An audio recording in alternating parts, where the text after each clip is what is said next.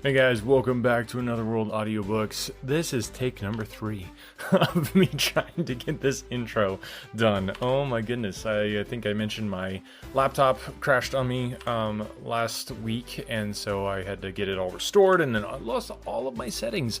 And apparently I had a lot of settings that I didn't realize that I had, and I'm still trying to figure out how to get them all back. It's very annoying. So if you know anybody who can do some audio editing, that would be amazing. If you're interested, I would love to get some help on the audio editing side of things. So I have actually worked with listeners in the past who've handled some of the audio editing, which is super helpful and frees up a lot of time for me so that I can spend more time recording. So yeah, hit me up if you're interested. anotherworldaudiobooks@gmail.com. But I wanted to give you guys a quick grammar lesson, or not grammar lesson, I don't know, linguistics lesson. There are several words, like this author and this translator used a ton of words that I'm actually not very familiar with, and it's crazy because a lot of them are French, but a lot of them are English too.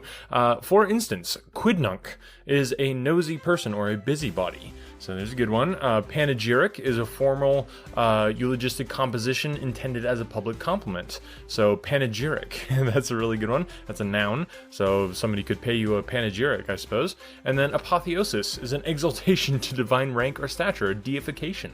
So apotheosis, and again, another noun. Somebody could give you an apotheosis as well. I'm not sure if you're going to be able to squeeze those into your daily conversations, but you could always give it a try. I'd love to hear if you're able to do that, because that would be pretty cool. Also, I want to mention in this podcast, or in this chapter, it talks about the people kind of writing songs about Lupin, and one of the titles that it mentions is The Lovesick Burglar. And I couldn't help myself. I kind of whipped up some lyrics and a little song using some AI tools and stuff, and it's hilarious. It's called The Lovesick Burglar, and I just thought it'd be kind of fun, a little extra thing to give some extra texture to this chapter. So if you want to check it out, just go to anotherworldaudiobooks.com. You'll see the button for Patreon, and you can just go over there and listen to the song for free. So Patreon, that's where supporters of the podcast live, the citizens of Another World, as I like to call them. But I did put that up there for free. So if you want to check it out on anotherworldaudiobooks.com, you can go to the Patreon right there, and then check that out. The Lovesick Burglar. It's pretty funny. I had a lot of fun putting that together, and like I said, I think it just kind of gives you some extra texture to the chapter, so hopefully that's enjoyable for you. But now, take 3, let's go on to the next chapter. Without further ado, let's get into the next chapter of The Hollow Needle. Chapter 6. An Historic Secret. Beautrelet's resolve was soon taken. He would act alone. To inform the police was too dangerous. Apart from the fact that he could only offer presumptions, he dreaded the slowness of the police, their inevitable indiscretions, the whole preliminary inquiry, during which Lupin, who was sure to be warned, would have time to effect a retreat in good order. At 8 o'clock the next morning, with his bundle under his arm, he left the inn in which he was staying near Couzon, made for the nearest thicket, took off his workman's clothes, became once more the young English painter that he had been, and went to call on the notary at Igouzon, the largest place in the immediate neighborhood. He said that he liked the country, and that he was thinking of taking up his residence there, with his relations, if he could find a suitable house. The notary mentioned a number of properties. Beautrelet took note of them, and let fall that someone had spoken to him of the Chateau d'Aiguille on the bank of the Creuse. Oh yes, but the Chateau d'Aiguille, which has belonged to one of my clients for the last 5 years, is not for sale. He lives there, then? He used to live in it, or rather his mother did, but she did not care for it, found the castle rather gloomy, so they left it last year. And no one is living there at present? Yes, an Italian, to my client let it out for the summer season. Baron Anfredi. Oh, Baron Anfredi. A man still young, rather grave and solemn-looking? I'm sure I can't say. My client dealt with him direct. There was no regular agreement, just a letter. But you know the Baron? No, he never leaves the castle. Sometimes in his motor, at night, so they say. The marketing is done by an old cook, who talks to nobody. They are queer people. Do you think your client would consent to sell his castle? I don't think so. It's an historic castle, built in the purest Louis VIII style. My client was very fond of it, and unless he has changed his mind, can you give me his name and address? Louis Valmera, 34 Rue de Montabaur. Boutelet took the train for Paris at the nearest station. On the next day but one, after 3 fruitless calls, he at last found Louis Valmera at home. He was a man of about 30, with a frank and pleasing face. Boutelet saw no need to beat about the bush, stated who he was, and described his efforts and the object of the step which he was now taking. I have good reason to believe, he concluded, that my father is imprisoned in the Chateau d'Aiguille, doubtless in the company of other victims, and I have come to ask you what you know of your tenant, Baron Anfredi. Not much. I met Baron Anfredi last winter at Monte Carlo. He had heard by accident that I was the owner of the Chateau d'Aiguille, and as he wished to spend the summer in France, he made me an offer for it. He is still a young man? Yes, with very expressive eyes, fair hair, and a beard? Yes, ending in 2 points, which fall over a collar fastened at the back, like a clergyman's. In fact, he looks like an English parson. It's he, murmured Boutelet. It's he, as I have seen him. It's his exact description. What? Do you think... I am sure, that your tenant is none other than Arsene Lupin. The story amused Louis Valmera. He knew all the adventures of Arsene Lupin, and the varying fortunes of his struggle with Boutelet. He rubbed his hands. Ha! The Chateau d'Aiguille will become famous. I'm sure I don't mind, for, as a matter of fact, now that my mother no longer lives in it, I've always thought that I would get rid of it at the first opportunity. After this, I shall soon find a purchaser. Only what? I will ask you to act with the most extreme prudence, and not to inform the police until you are quite sure. Can you picture the situation? Supposing my tenant were not Arsene Lupin? Boutelet set forth his plan.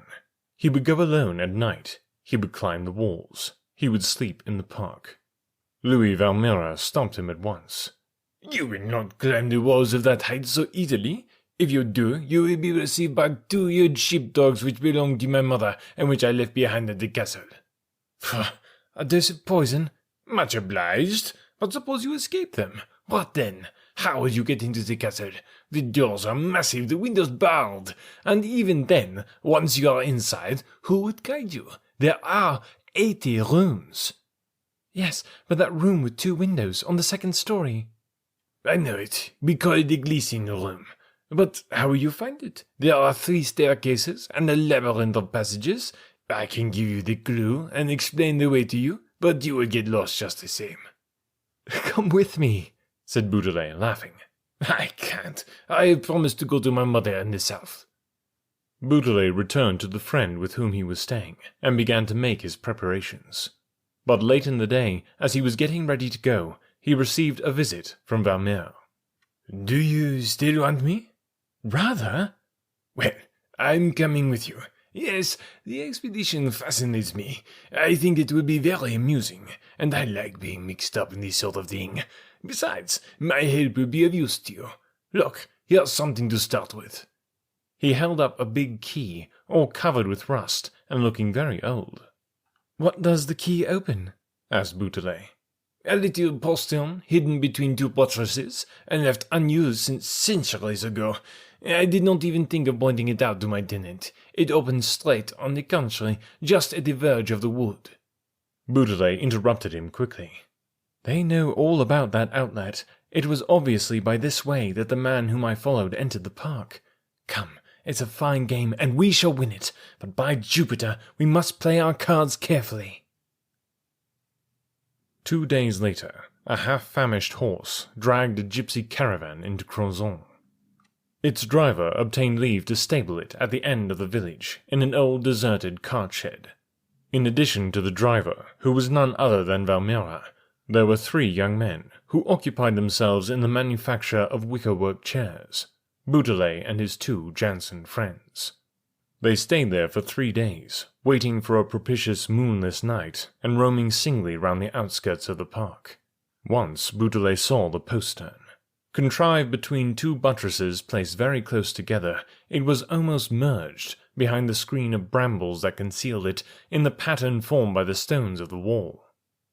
At last, on the 4th evening, the sky was covered with heavy black clouds, and Valmira decided that they should go reconnoitering, at the risk of having to return again should circumstances prove unfavourable.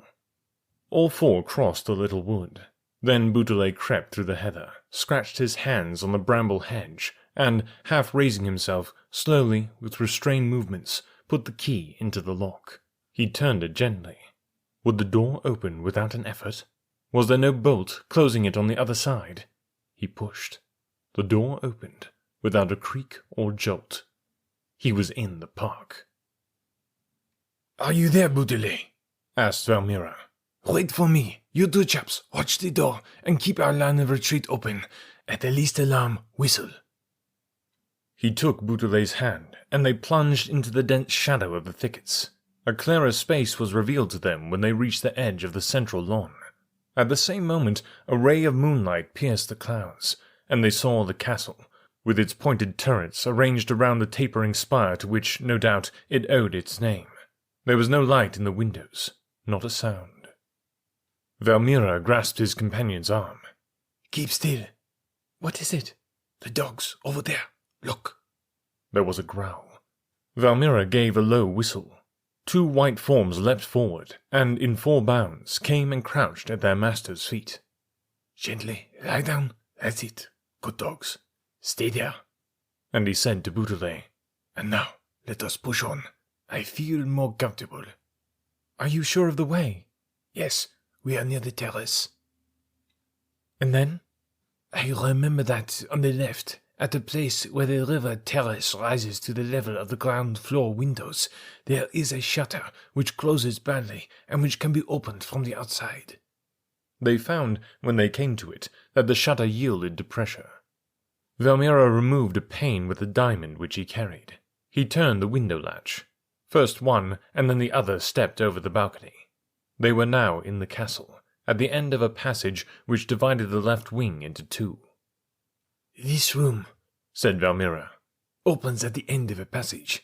Then comes an immense hall, lined with statues, and at the end of the hall a staircase, which ends near the room occupied by your father." He took a step forward. "Are you coming, Beaudelet?" Yes. "But no, you're not coming. What's the matter with you?" He seized him by the hand. It was icy cold, and he perceived that the young man was cowering on the floor. "What's the matter with you?" he repeated. "Nothing. It'll pass off." "But what is it?" "I'm afraid." "You're afraid?" "Yes," Beaudelet confessed frankly. "It's my nerves giving way. I generally manage to control them, but today the silence, the excitement, and then, since I was stabbed by that magistrate's clerk. But it will pass off. There, it's passing now." He succeeded in rising to his feet, and Valmira dragged him out of the room. They groped their way along the passage, so softly that neither could hear a sound made by the other. A faint glimmer, however, seemed to light the hall for which they were making. Valmira put his head round the corner. It was a night-light, placed at the foot of the stairs, on a little table which showed through the frail branches of a palm tree. "Halt!" whispered Valmira. Near the nightlight, a man stood sentry, carrying a gun. Had he seen them? Perhaps. At least, something must have alarmed him, for he brought the gun to his shoulder. Beaudelet had fallen on his knees, against a tub containing a plant, and he remained quite still, with his heart thumping against his chest. Meanwhile, the silence and the absence of all movement reassured the man. He lowered his weapon, but his head was still turned in the direction of the tub. Terrible minutes passed. 10 minutes, 15. A moonbeam had glided through a window on the staircase, and suddenly Beaudelet became aware that the moonbeam was shifting imperceptibly, and that before 10 more minutes had elapsed, it would be shining full in his face. Great drops of perspiration fell from his forehead on his trembling hands. His anguish was such that he was on the point of getting up and running away, but, remembering that Valmira was there, he sought him with his eyes, and was astounded to see him, or rather to imagine him, creeping in the dark, under the cover of the statues and plants. He was already at the foot of the stairs, within a few steps of the man. What was he going to do? To pass in spite of all? To go upstairs alone and release the prisoner? But could he pass?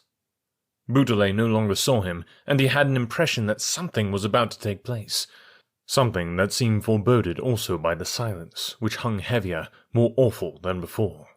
And suddenly, a shadow springing upon the man, the nightlight extinguished, the sound of a struggle. Beaudelet ran up. The two bodies had rolled over on the flagstones. He tried to stoop and see, but he heard a hoarse moan, a sigh, and one of the adversaries rose to his feet and seized him by the arm. "Quick, come along!" It was Valmira. They went up 2 stories and came out at the entrance to a corridor, covered by a hanging. "To the right," whispered Valmira. "The 4th room on the left." They soon found the door of the room. As they expected, the captive was locked in. It took them half an hour of stifled efforts, of muffled attempts, to force open the lock. The door yielded at last. Beaudelet groped his way to the bed. His father was asleep. He woke him gently. "It is I, Isidore, and a friend. Don't be afraid. Get up, not a word." The father dressed himself, but as they were leaving the room, he whispered, "I am not alone in the castle." "Huh? Who else? Ganimard? Shears?" "No, at least I have not seen them." "Who then?" "A young girl." "Mademoiselle de Saint-Véran, no doubt." "I don't know. I saw her several times at a distance in the park, and when I lean out of my window, I can see hers. She has made signals to me." "Do you know which is her room?"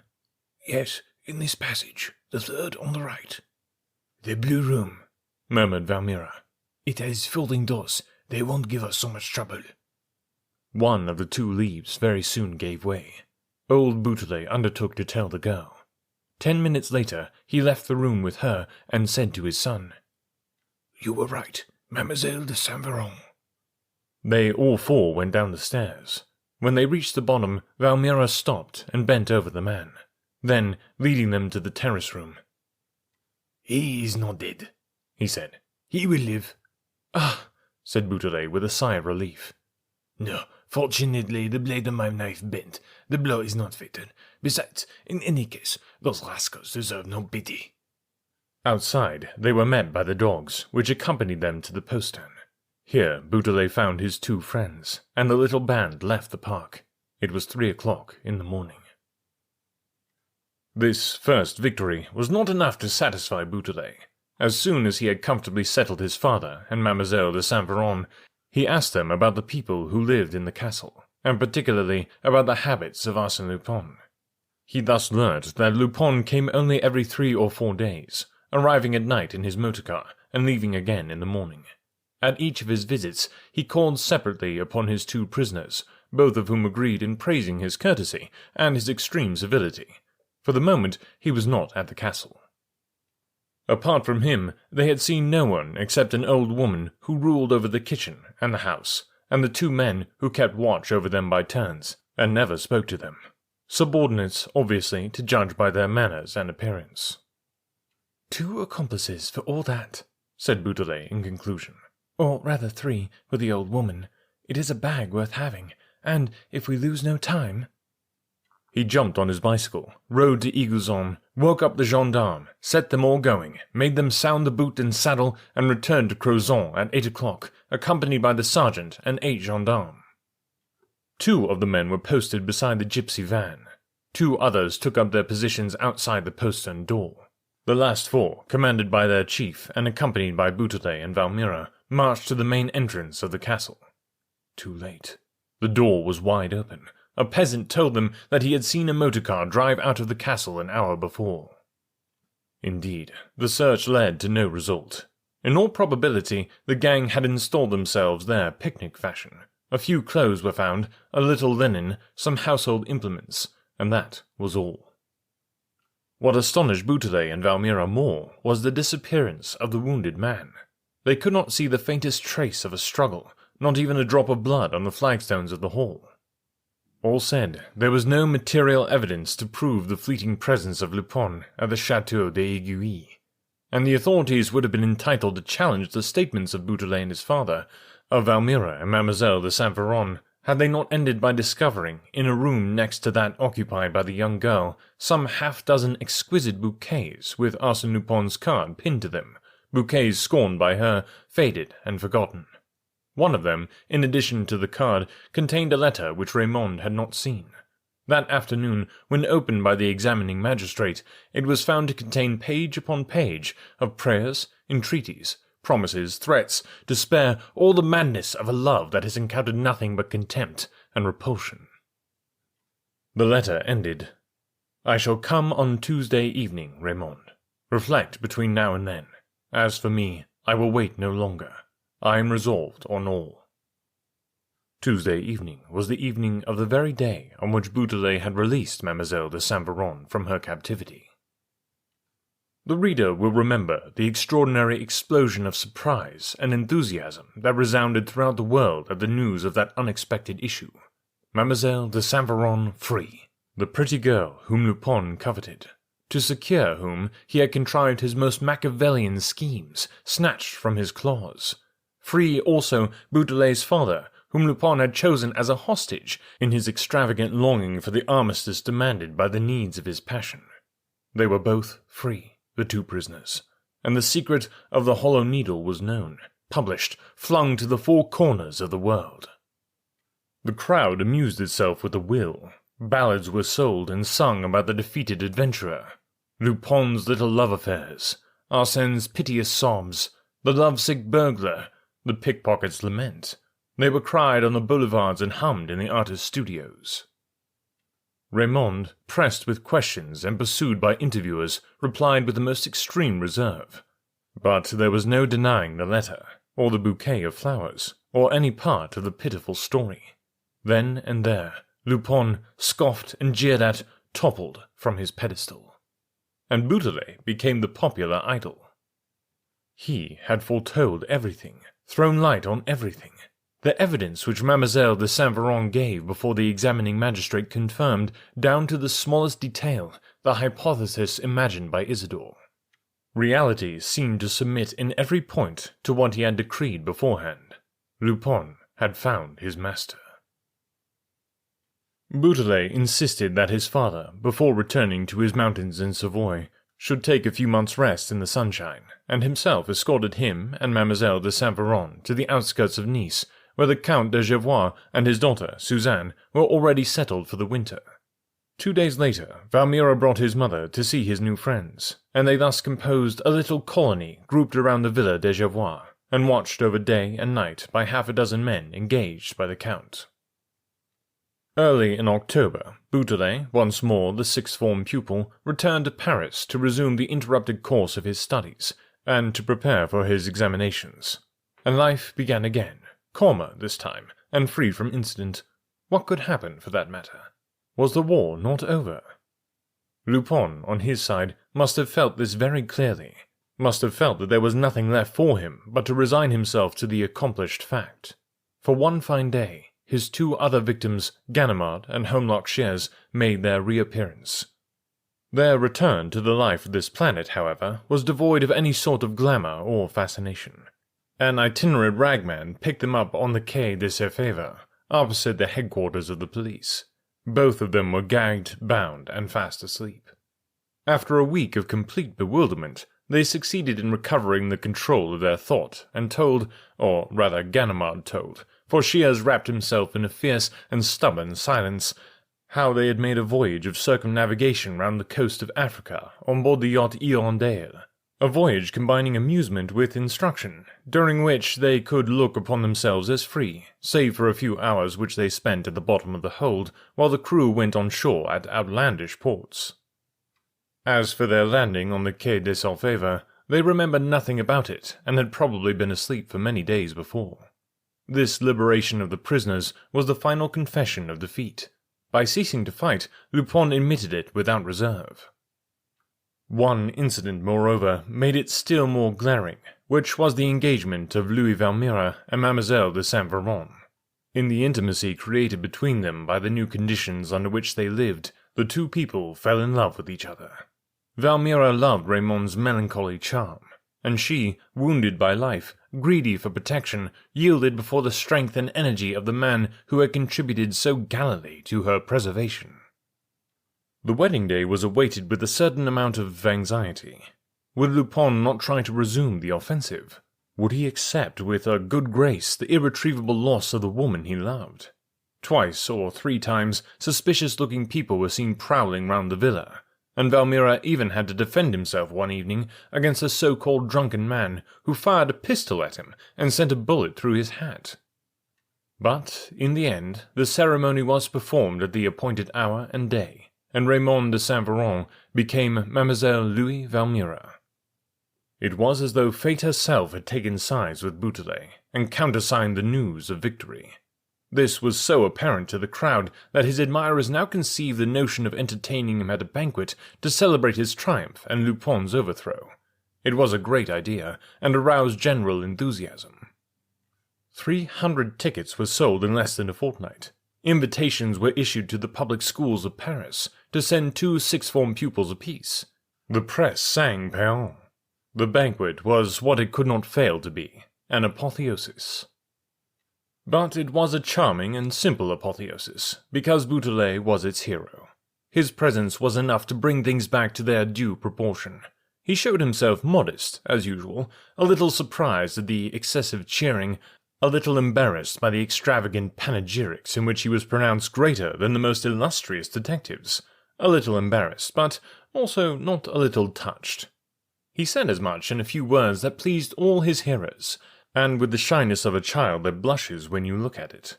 He spoke of his delight, of his pride, and really, reasonable and self-controlled as he was, this was for him a moment of never-to-be-forgotten exultation. He smiled to his friends, to his fellow Jansonians, to Valmira, who had come specially to give him a cheer, to Monsieur de Gervois, to his father. When he had finished speaking, and while he still held his glass in his hand, a sound of voices came from the other end of the room, and someone was gesticulating and waving a newspaper. Silence was restored, and the importuned person sat down again, but a thrill of curiosity ran round the table. The newspaper was passed from hand to hand, and each time that one of the guests cast his eyes upon the page at which it was opened, exclamations followed. "Read it! Read it!" they cried from the opposite side. The people were leaving their seats at the principal table. Monsieur Boutelet went and took the paper and handed it to his son. "Read it out! Read it out!" they cried louder, and others said, "Listen, he is going to read it! Listen!" Boutelet stood facing his audience, looked in the evening paper which his father had given him for the article that was causing all this uproar, and suddenly, his eyes encountering a heading underlined in blue pencil, he raised his hand to call for silence, and began in a loud voice to read a letter addressed to the editor by Monsieur Massiban, of the Academy of Inscriptions and Belles-Lettres. His voice broke and fell, little by little, as he read those stupefying revelations, which reduced all his efforts to nothing, upset his notions concerning the Hollow Needle, and proved the vanity of his struggle with Arsene Lupin. Sir, on the 17th of March, 1679, there appeared a little book with the following title: The Mystery of the Hollow Needle. The whole truth now first exhibited. 100 copies printed by myself for the instruction of the court. At 9 o'clock on the morning of that day, the author, a very young man, well-dressed, whose name has remained unknown, began to leave his book on the principal persons at court.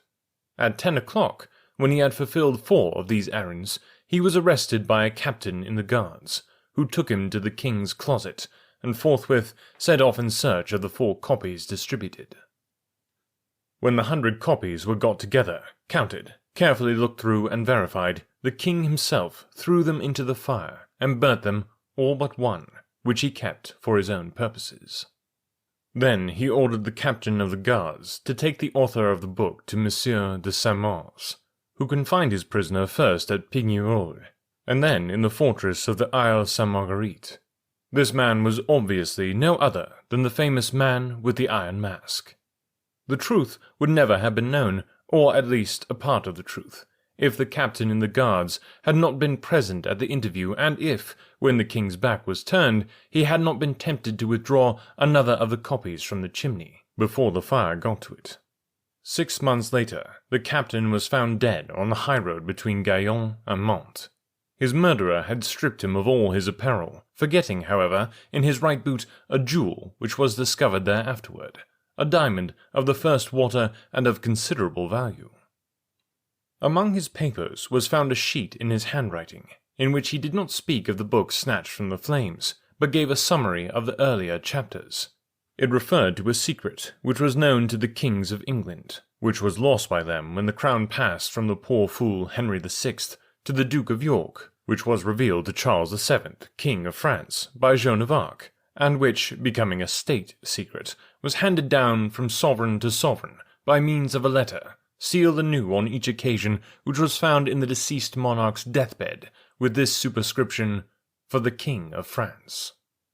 This secret concerned the existence and described the whereabouts of a tremendous treasure belonging to the kings, which increased in dimensions from century to century.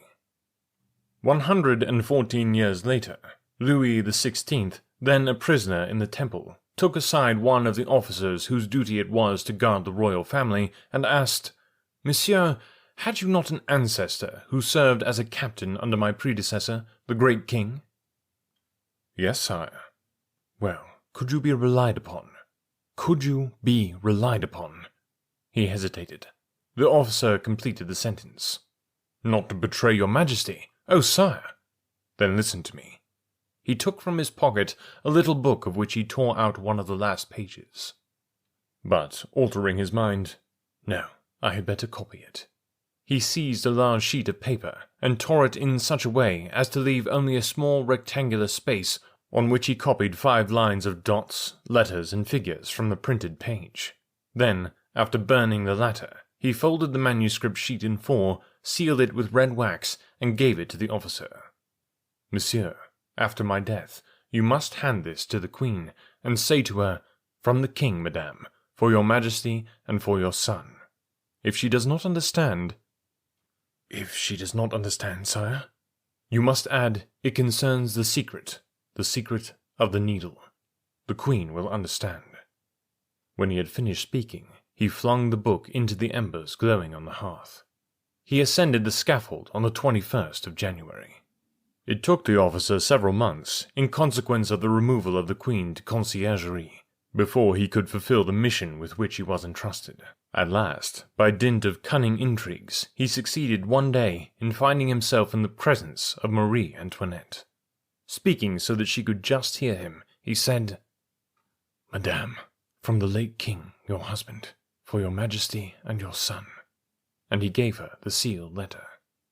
She satisfied herself that the jailers could not see her, broke the seals, appeared surprised at the sight of those undecipherable lines, and then, all at once, seemed to understand. She smiled bitterly, and the officer caught the words. "Why so late?" She hesitated. Where could she hide this dangerous document? At last she opened her book of hours, and slipped the paper into a sort of secret pocket, contrived between the leather of the binding and the parchment that covered it. "Why so late?" she had asked. It is, in fact, probable that this document, if it could have saved her, came too late. For in the month of October next, Queen Marie Antoinette ascended the scaffold in her turn. Now the officer, when going through his family papers, came upon his ancestor's manuscript. From that moment he had but one idea, which was to devote his leisure to elucidating this strange problem. He read all the Latin authors, studied all the chronicles of France and those of the neighbouring countries, visited the monasteries, deciphered account books, cartularies, treaties, and in this way succeeded in discovering certain references scattered over the ages. In Book 3 of Caesar's Commentaries on the Gallic War, MS edition Alexandria, it is stated that after the defeat of Viridurix by General Titulius Sabinus, the chief of the Colletti was brought before Caesar, and that, for his ransom, he revealed the secret of the needle. The Treaty of Saint-Clair-sur-Epte between Charles the Simple and Rollo, the chief of the Norse barbarians, gives Rollo's name followed by all his titles, among which we read that of Master of the Secret of the Needle. The Saxon Chronicle, Gibson's edition, page 134, speaking of William the Conqueror, says that the staff of his banner ended in a steel point pierced with an eye, like a needle.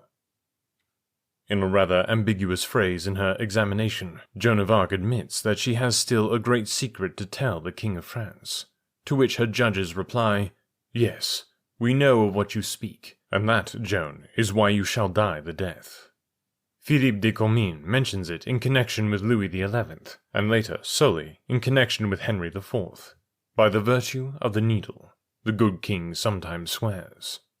Between these two, Francis I, in a speech addressed to the notables of the Auvray in 1520, uttered this phrase, which has been handed down in the diary of an Honfleur bourgeois. The kings of France carry secrets that often decide the conduct of affairs and the fate of towns. In all these quotations, all the stories relating to the Iron Mask, the captain of the guards and his descendant, I have found today in a pamphlet written by the same descendant and published in the month of June 1815, just before or just after the Battle of Waterloo, in a period, therefore, of great upheavals, in which the revelations which it contained were likely to pass unperceived.